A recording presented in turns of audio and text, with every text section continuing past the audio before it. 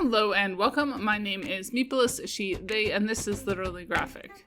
And today we are looking at LaGuardia by Nnedi Okorafor and Tana. Very exciting. Content notes for racism, anti-alien bigotry, genocide, and immigration detention. The Goodreads description is, quote, set in an alternative world where aliens have come to Earth and integrated with society. LaGuardia revolves around a pregnant Nigerian-American doctor, future Nwafor Chukwuebuka, who has just returned to NYC under mysterious conditions. After smuggling an illegal alien plant named Letme through LaGuardia International and Interstellar Airport's customs and security, she arrives at her grandmother's tenement, the New Hope Apartments in the South Bronx. There, she and Letme become part of a growing population of mostly African and shape-shifting alien immigrants battling against interrogation, discrimination, and travel bans as they try to make it in a new land. But as the birth of her child nears, future begins to change. What dark secret is she hiding? End quote.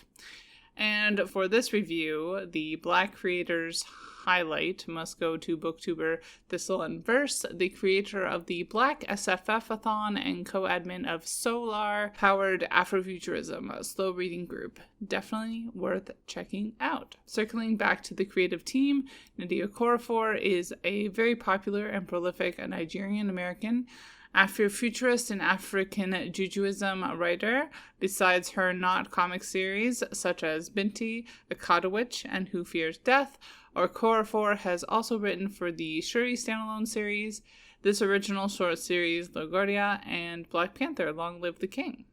Tana is a Hugo and Eisner award-winning artist who also worked with Okorafor on Black Panther: Long Live the King, where they co-created the original character Uzaru. Moving on to wordiness, etc. While I expect nothing less from Okorafor, she is someone who moves between writing not comics and comics very gracefully. Sometimes novelists can't do that, so I did feel like it was worth noting. I also found the art to be very strong, even if I just now realized Ford does shade with tones in a way that generally feels too digital to me, and not my taste. Looking at the representation of gender and sexuality in LaGuardia, I will admit that before picking up the book, I was somewhat concerned that Future was so obviously pregnant throughout the story. I'm certainly not against pregnancy and do think that kids are great. So more specifically, I was concerned that I was about to be clobbered by the glories of heterosexual reproduction. I grew up in a conservative Christian context, so I've had enough of that. Ultimately, I exited the book feeling like none of my fears came to fruit.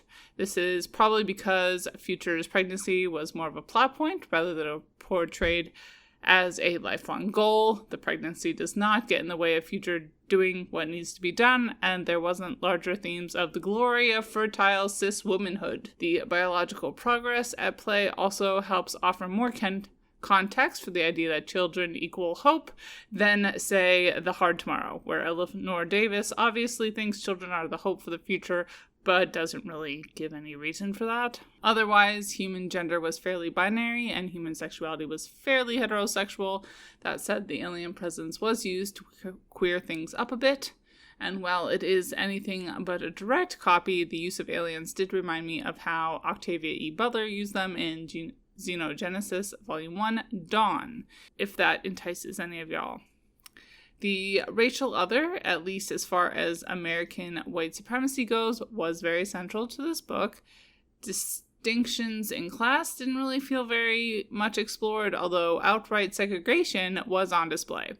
And ability versus disability did feel a bit glossed over. That said, I do really like when creators take on pressing issues via genre fiction, and this definitely pushes on some borders. So I'm going with 4 out of 5 stars.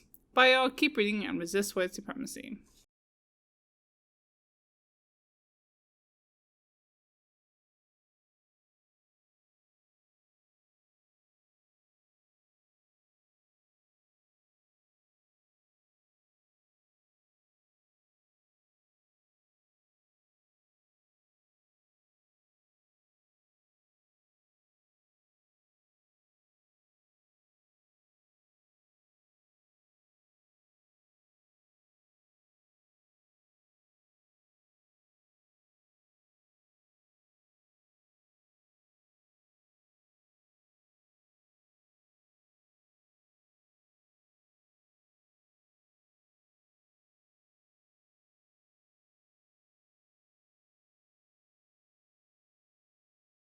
And as always, Literally Graphic is created on land that should be given back to the traditional landholders, which in this case is, to my knowledge, the Mississaugas of the Credit First Nation, non-Anishinaabe people, the Haudenosaunee Confederacy, and the Huron-Wendat Nation.